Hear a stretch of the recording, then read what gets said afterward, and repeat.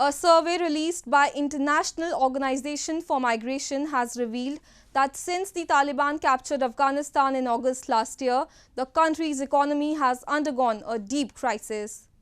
The situation has led to acute food shortage and pushed 97% of the country's population below the poverty line.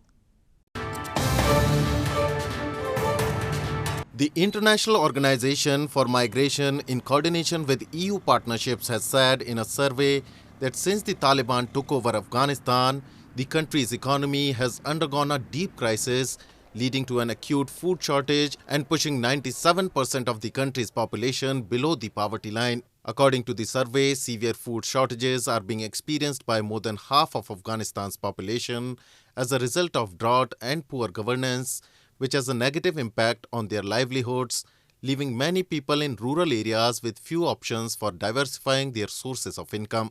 Meanwhile, the Director of Operations of the International Committee of the Red Cross, ICRC, has said that the US-initiated sanctions imposed on the Taliban regime have undermined vital humanitarian aid supply.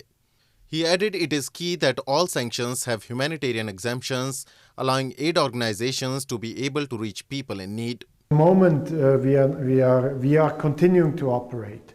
I think one of the important challenges is indeed that the sanctions that have been imposed, for example, the banking sector, and so that makes operations more difficult also for us. What is key is that in such sanction regimes there are humanitarian exemptions which allow humanitarian organizations such as the International Committee of the Red Cross to operate and to be able to reach people in need. Afghan people have also held protests to demand the release of the frozen assets, which they say have led to the deteriorating humanitarian crisis. Before the Taliban seized power, Afghanistan had over $9 billion in central bank reserves outside of the country, which includes $7 billion held in the US, with the rest in Germany, the UAE, Switzerland, and a couple of other countries.